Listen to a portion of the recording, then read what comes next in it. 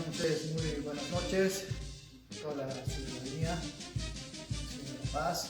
Bienvenidos al Museo de la Guerra del Chaco. Estamos en la Academia Boliviana de la Historia Militar. Soy el director actual, contraalmirante Miguel Armando Álvarez Ballesteros. A nombre del Comando en Jefe de las Fuerzas Armadas, del personal académicos de número, del personal de planta de esta dirección, damos a ustedes la bienvenida. Es importante recalcar que este museo fue creado el año 2016 por el entonces coronel Burboa Quiroga, el licenciado Gonzalo Íñiguez. Y van a poder observar durante esta noche, a través de la virtualización, diversos objetos históricos de la Guerra del Chaco. Especialmente lo que tenemos acá, una de las cosas más valiosas que tiene este museo es el diario de campaña del teniente coronel Germán Busch, donde ha sido transcrito y ustedes van a poder observar a través de las imágenes y los comentarios que se realizan el licenciado Gonzalo Íñiguez, la calidad de la escritura de este diario y la expresión que tiene acerca de la guerra del Chaco, el entonces teniente coronel Germán Busch. Es un legado amplio, generoso, de mucha historia, donde los bolivianos nos vamos a sentir muy orgullosos acerca de lo que ha sucedido en los legendarios 3 pasos al frente del Colegio Militar. Los muchachos entre 13 y 17 años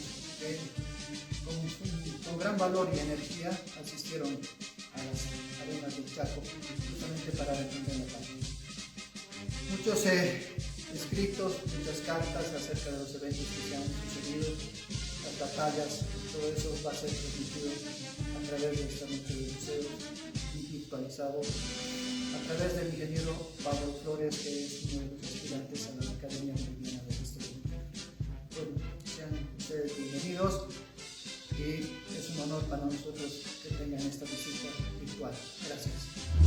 En esta sala introductoria al museo vamos a ver las fotografías tomadas durante la Guerra del Chaco, que son muy importantes para complementar con lo que hay de armamento y pertrechos de guerra.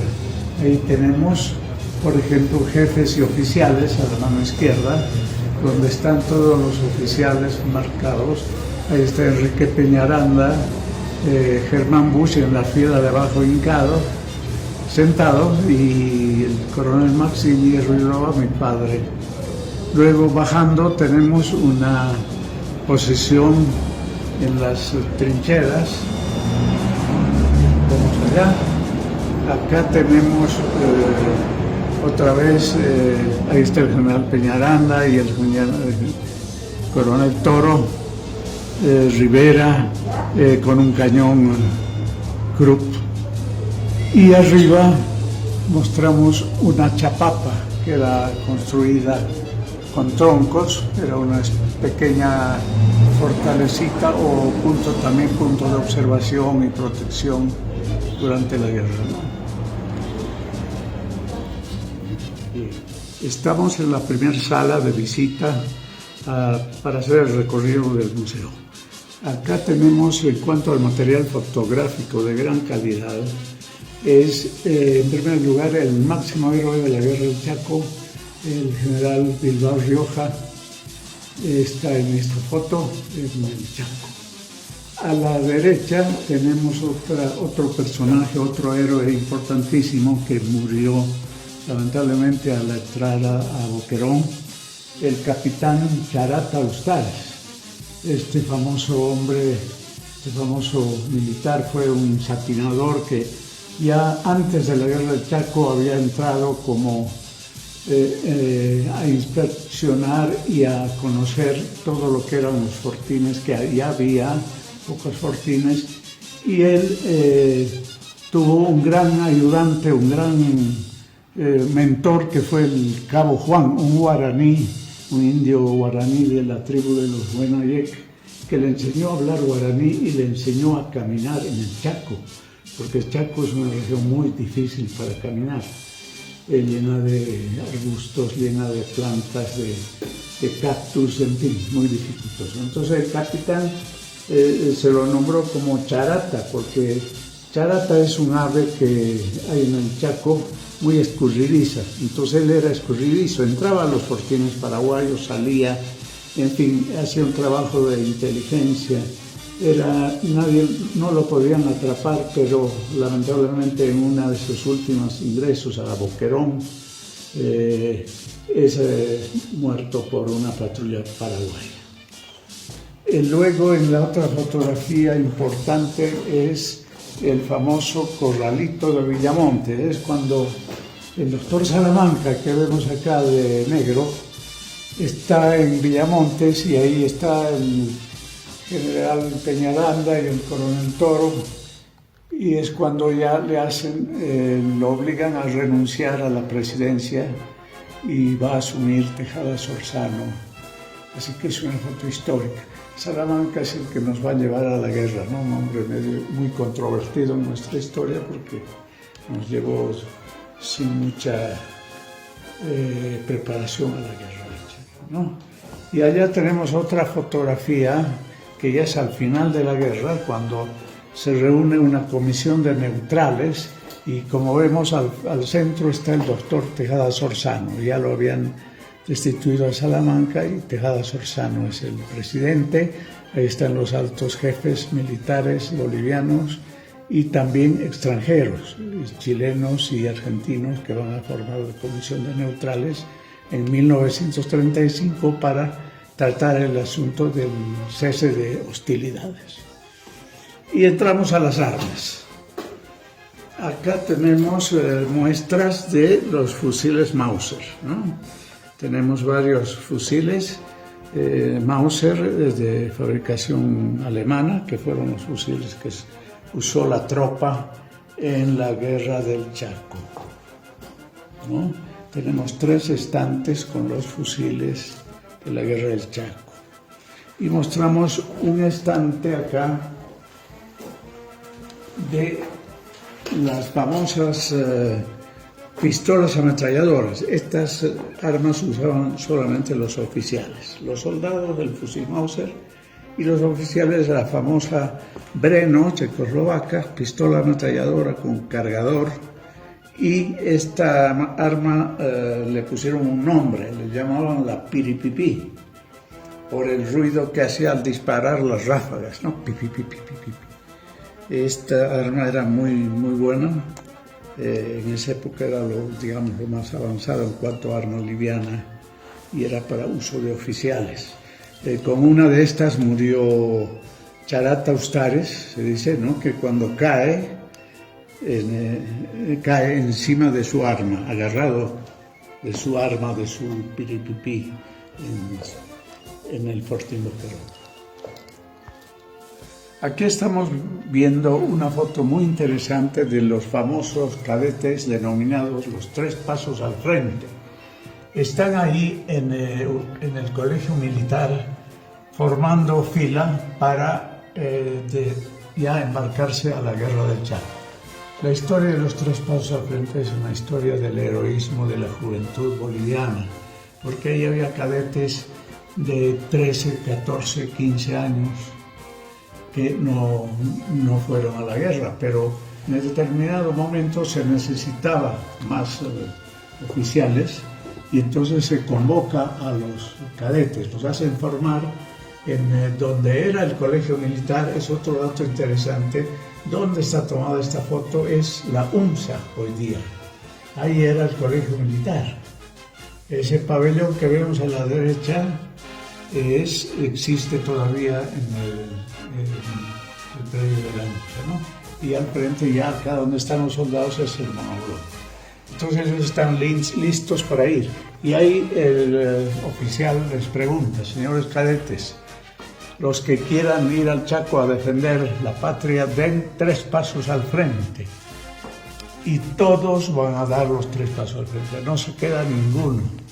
Ese es el acto de heroísmo, uno de los actos de heroísmo, de los tantos actos que hubo en la guerra del Chaco, ¿no? En el ejército boliviano.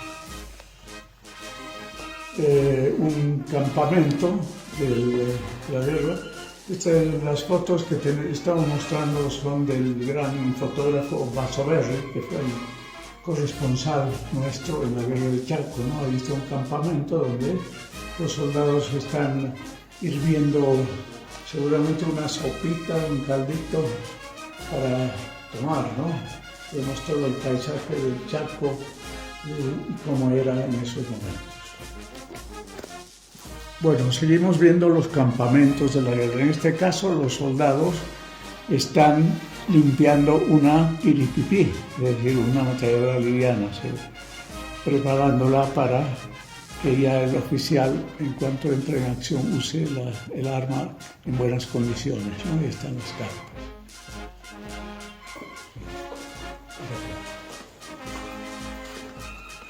En esta combinación de fotos y elementos de la guerra del Chaco es muy importante para la didáctica del museo. Acá tenemos los más famosos héroes de la batalla de Boquerón, que murieron la mayoría en Boquerón. El capitán Tomás Manchego, que murió en Boquerón. El teniente coronel Marzana, que fue el héroe de Boquerón, que comandaba el fortín. El capitán Ustares, que ya habíamos visto, que murió en el fortín, y el teniente coronel Rafael Pavón, gran piloto boliviano, ¿no? Que también murió en la guerra del Chaco. A la izquierda tenemos al subteniente Clemente Hinofuentes, al lado del suboficial Parrilla y el sargento Huanca.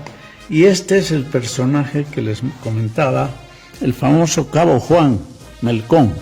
Este era un guaraní, ese era el que lo entrenó a Ustares para caminar en el Chaco y poder sobrevivir haciendo sus incursiones de tipo comando a los fortines paraguayos.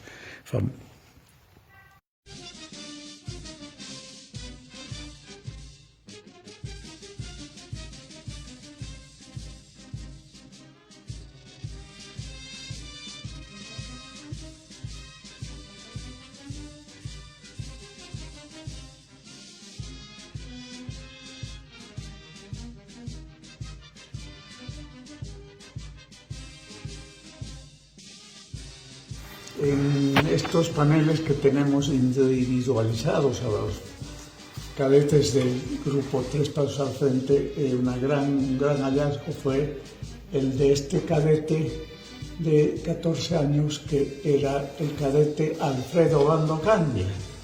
Y como ustedes sabrán, Obando Candia fue después presidente de Bolivia, ¿no es cierto?, ya en el siglo XX.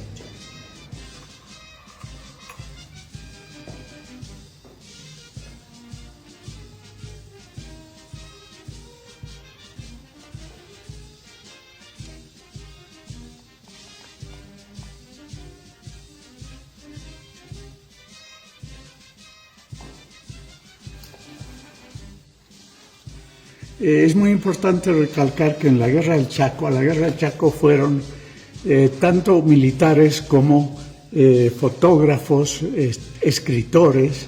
De ahí surge una gran literatura y una gran parte artística. Por ejemplo, vemos a este oficial a caballo, es un dibujo a lápiz del famoso pintor boliviano Arturo Borda.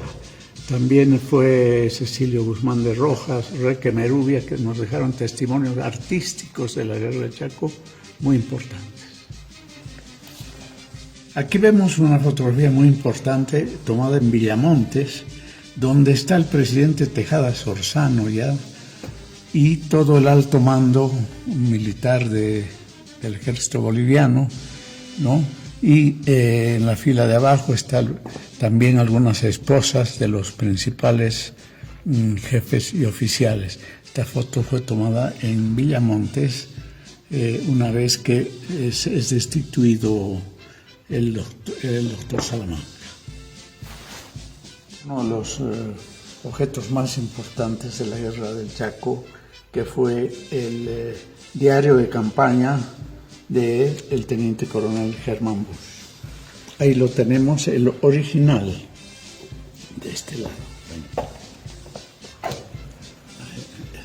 El original escrito durante la campaña del Chaco por Germán Busch. Es decir, que todos los oficiales tenían estas libretas donde día a día escribían sus experiencias pasadas en esos momentos tan críticos.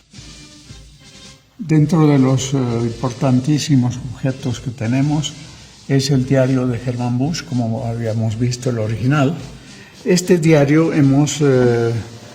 como es tan importante saber lo que dice Busch en la guerra, hemos hecho transcripción del diario, que ha costado, tuvimos que tomar una transcriptora para hacerlo porque está bastante deteriorado el original.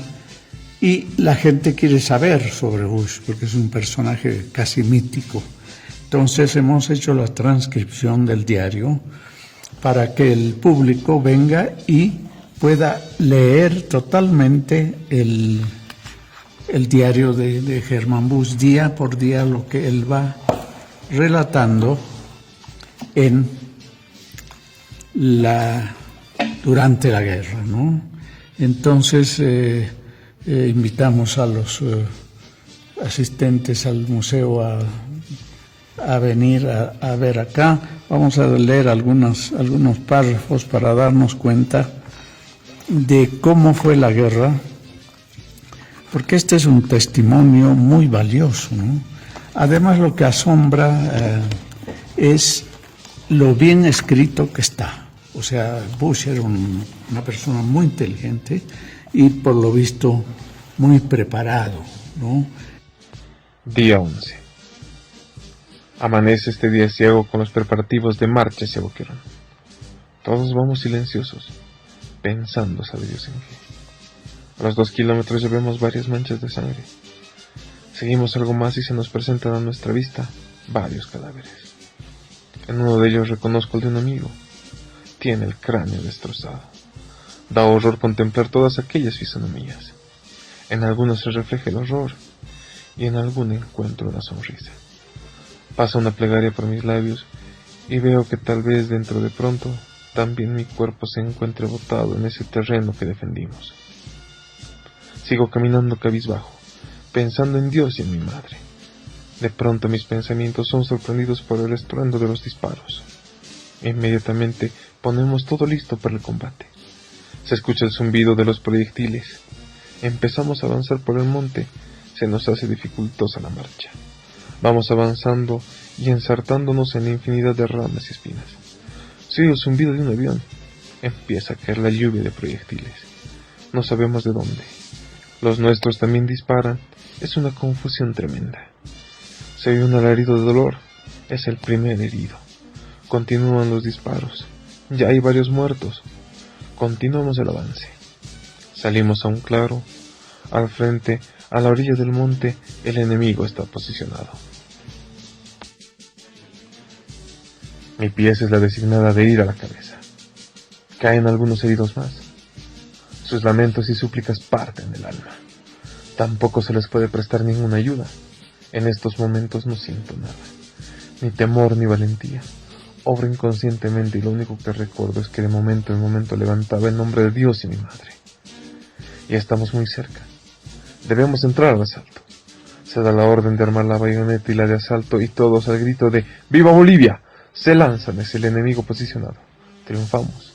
Hemos tomado la posición de las posiciones paraguayas. Mi pieza se emplaza sobre varios muertos pilas. El ruido de la ametralladora me ha ensordecido. Empiezo a trabajar mi posición y luego a escuchar y descansar. Y recién pienso en lo horrible que es la guerra. Por acá y por allá se ven cadáveres. De varios lugares parten quejidos pidiendo auxilio y agua. Llego a charlar con algunos compañeros. Todos ya detestan la guerra y protestamos contra todos aquellos que en las ciudades piden guerra. Desearíamos verlos acá. Empieza a anochecer. No hay un momento que cesen los disparos. Y sin embargo, hay soldados que duermen. He pasado una noche espantosa. Día 27. Al salir del sol, él empezó su avance. Luego nosotros, a la hora de haber partido, se produjo el ataque con el enemigo. Otra vez lo de antes, pero ya no me causa la misma impresión. Ya estoy acostumbrado a la sangre y los ayes veo con indiferencia. Veo caer a muchos a mi lado. Y hoy estoy convencido que no es la bala la que mata, sino el destino, y mientras las balas no cesan un segundo de silbar sobre mi cabeza, acuden a mi mente recuerdos de antaño. Felicidad perdida, mi hogar, mi madre, mi hermana y una enamorada. ¿Qué harán? ¿Sabrán cómo sufro? Acuden alegres pensamientos al hacerme la idea de mi regreso. Todavía no he perdido las esperanzas, y si no fuera por ello, ¿para qué viviría? Y la fe en el corazón, mis labios empiezan a repetir plegarias, enseñadas cuando niño por mi madre.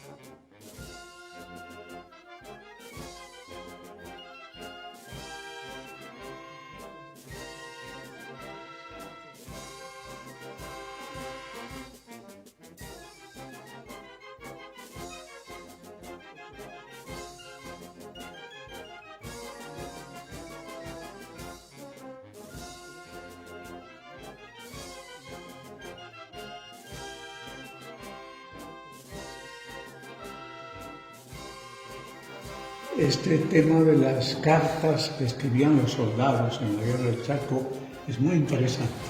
Había un correo bastante fluido de este tema y acá vemos en la fotografía extraordinaria de Pasoberry al soldado que escribe carta a su familia. Pero no es que él solo escribía solo las cartas a su familia, sino que la mayoría de los soldados en esa época no sabían leer ni escribir, y sobre todo los que venían del campo. Entonces había soldados que sabían leer y escribir y tenían que escribir, se la pasaban todo el día sentados ahí escribiendo las cartas de sus compañeros. Y este tema de las cartas del Guerra del Chaco, por suerte, una noticia que quiero darles es que ya ha sido editado un libro con las cartas de los soldados de la Guerra del Chaco. Y ahí se ve otra historia, ¿no es cierto? No la historia oficial de los escritores, sino la historia de qué dicen los soldados en sus cartas, que es otra versión de la Guerra del Chaco, muy impresionante. Ese libro, les doy el dato, lo ha publicado el periódico Los Tiempos en Cochabamba. Se llama Epístolas de la Guerra del Chaco.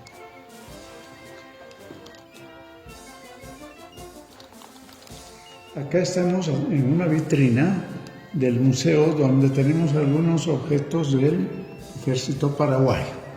¿No es cierto? Ahí dice Ejército Paraguayo, esta es una funda. Y luego tenemos arriba los sombreros que usaban los soldados paraguayos. Ellos no usaban gorra, ¿no? Sino sombreritos de acuerdo a cómo eran del lugar para el sol, para el calor. Tenemos una mochila para agua, ese es un interesante objeto. Adentro está forrada con goma, látex, y entonces ahí podían llevar agua. ¿Ah? Y otro objeto que es muy interesante también es aquella manopla. Esa es una manopla de hierro que se usaba para las armas pesadas. Es decir, el calor infernal del Chaco hacía que y el disparo de las armas pesadas hacía que se volvían candentes. Era muy difícil disparar. Entonces se ponían este guante para no quemarse la mano. Ese es un objeto realmente increíble y único. Y después tenemos allá más objetos de los soldados paraguayos. Tenemos una máscara antigas media hechiza, ¿no? No es de fábrica, sino que... y el sombrerito clásico y el morral del Paraguay. Acá tenemos partes de un fusil, ¿no? Y que había mucha destrucción de armas, ¿no? Hubo también por el mismo combates, quedaban pedazos por todo lado de armas destruidas. Esto es un testimonio de esto, ¿no? Después las anteojeras de esa época, ¿no? Que usaban generalmente los pilotos, ¿no? Usaban las anteojeras o también un oficial. Dentro de las obras de arte que tenemos en el Museo del Chaco, tenemos esta obra de arte de la famosa pintora paceña doña Silvia Peñalosa, que la ha titulado La Sed. La sed está representada por la cantimplora, que había sido de su abuelito que estuvo en la guerra, y las ramas secas, las manos pidiendo al cielo. Es una interpretación muy especial de lo que fue el asunto del agua, la falta de agua, ¿no? Otra reliquia que tenemos en este museo es este estandarte, que es una maravilla. Es un estandarte hecho en Sucre en el año 1936, un año después de la paz del Chaco, hecho en homenaje a Boquerón, al coronel Manuel Marzana y los defensores de Boquerón. Es una obra de arte realmente, fíjense, el escudo está todo hecho a mano, el escudo es una maravilla y todo hecho a mano con hilos de plata y oro, los textos, ahí dice, ¿no? El texto dice, a su madre, la Vega de Lourdes. Sucre, 2 de mayo 1936. Esto es una reliquia, ¿no? De seda y bordado a mano. Ya en la parte superior, ya por el tiempo la seda se va abriendo, ¿no es cierto?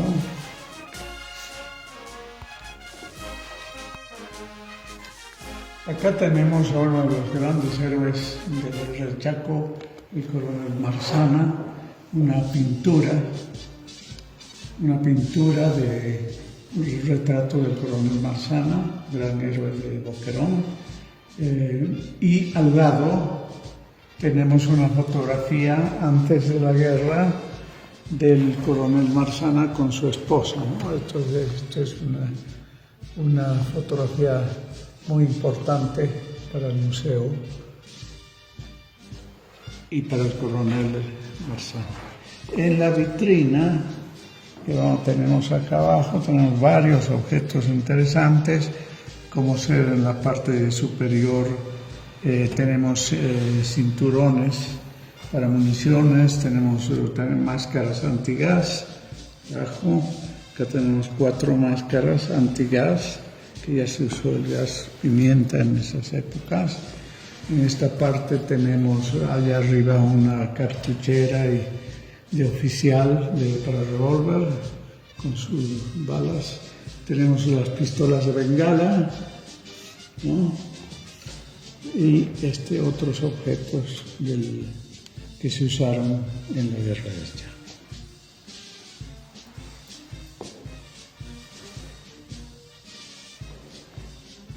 Entonces, otra obra de arte de la pintora Silvia Peñalosa es esta, donde de izquierda a derecha tenemos a Bilbao Rioja, los 3 héroes de la guerra del Chaco máximos. Bilbao Rioja, a la izquierda arriba, después al centro está el coronel Marzana y al costado derecho Germán Borges. Y abajo, en la esquina derecha del cuadro, tenemos un soldado sin rostro. Entonces ese representa al soldado desconocido. Es un homenaje a todos los soldados que han estado en la guerra del Chaco. Acá tenemos cartas y croquis utilizados en la guerra del Chaco y donados por el general Bernardino Bilbao Rioja, ¿no? Entonces la cartografía era una materia muy importante en el ejército para ubicarse y hacer las acciones, ¿no? En este cuadro tenemos, por ejemplo, un dato interesante. Esa línea marcada con color verde es la cordillera de Aguarahue. Entonces, ese marca ahí el punto donde se detuvo a los paraguayos, porque ellos ya estaban queriendo pasar al otro lado y ya la serranía va a ser un defensivo que ayuda a que las tropas bolivianas se pertrechen ahí, se acomoden allí y desde ahí los van a ir expulsando hasta Villamontes, ¿no? A llegar a la gran batalla entonces ahí allá tienen otro mapa ya, otra carta que ha sido usada en la guerra seguramente porque está marcada, ¿no? Tiene posiciones, tiene ahí séptimo regimiento, las ubicaciones de los regimientos y de las compañías que van avanzando, ¿no? Entonces son documentos realmente muy valiosos porque todo había que hacerse en estos planos y había que conocer muy bien. Bueno, acá vamos a mostrar una de las actas de rendición del Batallón Mariscal López del Ejército Paraguayo ante el Regimiento de Caballería 5, el Regimiento Lanza. Este es un documento valiosísimo porque acá indica cómo fue la rendición, dónde fue y cuándo. Ahí dice, en Campo Rocha, el día 25 de mayo 1934, a horas 12:30, se rinde el parte de rendición, se rinden los oficiales del regimiento paraguayo y firman, ¿no? Están sus firmas, acá abajo está también la firma del general Peñaranda, que recibe la rendición de este regimiento paraguayo. Es un documento valiosísimo que tenemos acá. En este banner tenemos al oficial Garrón, Mario Garrón, que estuvo en la guerra, subteniente, y que él cuenta, además era un gran dibujante y pintor. A la mano derecha está el mapa del Chaco, ¿no? A la mano izquierda. Luego tenemos a la mano derecha, allá, una pintura hecha por él cuando es tomado prisionero en la guerra del Chaco. Es en el pajonal de Yujra, donde hacen una emboscada a los paraguayos y matan a toda la compañía del regimiento Pérez, y el único sobreviviente herido es el oficial Garrón. Y el oficial Garrón pinta también después de ser llevado a Asunción, ese es el campamento donde estuvo prisionero. Entonces son datos muy interesantes y poco conocidos. Y acá es el plano de Boquerón, él pintó el plano de Boquerón. Ahí yo hago una disquisición interesante en ese planito de Boquerón. Porque hay una canción, ¿no es cierto?, acá, que muy conocida, que dice Boquerón abandonado sin comando ni refuerzo. Es una falacia, porque Boquerón nunca fue abandonado. Lo que pasa es que los paraguayos, el ejército paraguayo, Estigarribia, un gran estratega, hace el cerco de Boquerón. No fue abandonado, sino que era imposible. Si vemos el cerco, todos los puntos negros, ¿no es cierto? Más arriba. No, a la derecha. Ahí está. Todos los puntos negros que ven ahí en esta imagen es el cerco. O sea, era imposible salir ni entrar ahí. Y además había cercos a los costados, como este lado, acá abajo. Entonces era imposible salir. Entonces, y no fue abandonado Boquerón, sino que no podían entrar ni ellos salir. Entonces, por eso es el gran heroísmo. El único lugar donde podían entrar era por esta parte, donde hicieron algunas entradas Germán Busch, Ustares, algunas incursiones o sea, rompieron el cerco, ¿no? Varias veces se rompió el cerco, pero por ese lado. Por abajo, imposible, y entrar también era muy difícil. Así que ahí yo me da no sé qué escuchar esa famosa canción, Boquerón abandonado, sin comando ni refuerzo. ¿Cómo? El comando era el héroe, uno de los héroes de la guerra del Chaco, el coronel Marzana. Entonces se desconoce totalmente el tema de Boquerón, y entonces ahí sale esa famosa canción que todo el mundo la sabe y todo el mundo la canta, ¿no? Es una aclaración pertinente para que la gente sepa, ¿no? Bueno, el museo, como ven ustedes, explica con toda la tecnología museológica que hemos hecho acá, lo que fue la Guerra del Chaco, y tenemos la suerte de tener muchos visitantes. Sobre todo lo que interesa son los estudiantes, que hemos tenido muchos estudiantes viniendo a los colegios y todo aquello.